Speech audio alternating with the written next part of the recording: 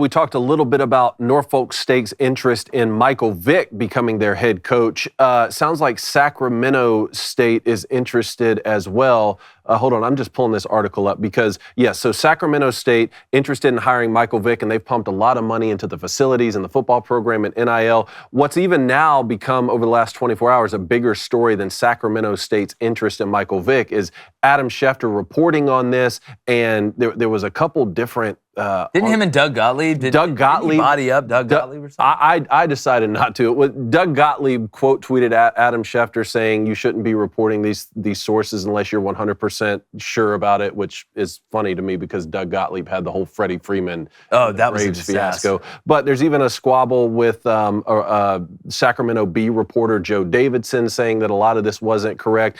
Either way, it sounds like there is interest in Michael Vick to be the Sacramento State head coach, even though he's not been officially hired, which was some of the rumor. Well, here's where I stand on the Michael Vick situation. I would have no problem if Sacramento State said, you know what, with what happened in the past, we can't hire you, man, or anybody saying, hey, with what went down, we can't take that chance. But if somebody is going to take a chance on Michael Vick, and from everything I've heard and seen, he's obviously turned his life around. He understands the error of his ways. Maybe the best thing he could do to remedy the situation that got him in that hot water is to be able to affect people for the good and take on this role and be a leader of young men. And maybe that is the best remedy. Maybe that's the best way to come back, like a phoenix rising from the ashes, right? We know Michael Vick knows football. He was one of the most electric players, one of the most fun players to watch, not only in the NFL, but at Virginia Tech. That's where I think some of the coolest stuff went down with Michael Vick. Maybe this is the best way to remedy that, and I'm rooting for him. I'm not going to be one of these people that says, you know what, this happened, it was awful, you never deserve another chance.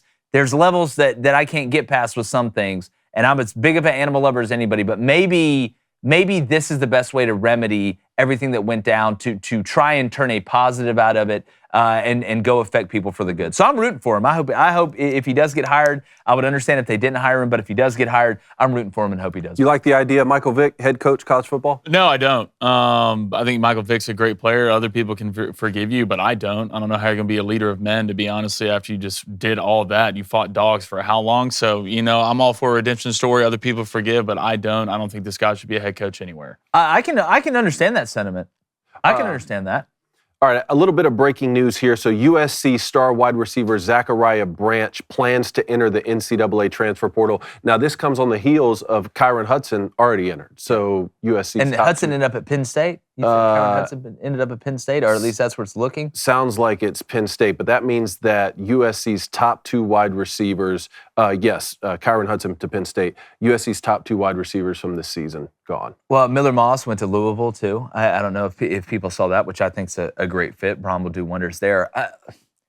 Last week, we talked about heading into 2025, there's going to be more big-name coaches at big-name places that might be on the chopping block or have to show proof of concept on the field for the first time in a while, because that's something with a lot of these big-time guys you never had to worry about, right? With Lincoln Riley, they were going to win 10 games, right? So it wasn't like he wasn't winning games. Maybe he wasn't winning the right ones to win a national championship, and that was the bugaboo, kind of in the situation Ryan Day's in a little bit right now.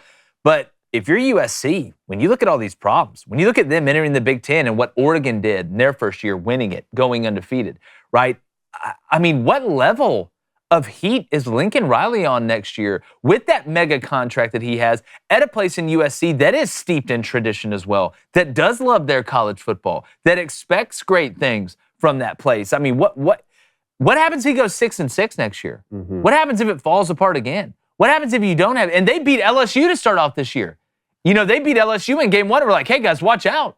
USC may be a little bit of an underdog story heading in the Big Ten this year. Not that we thought they were going to be bad, but they may really be able to make some things shake. I mean, if you're Lincoln Riley, I think you got to be a little worried right now.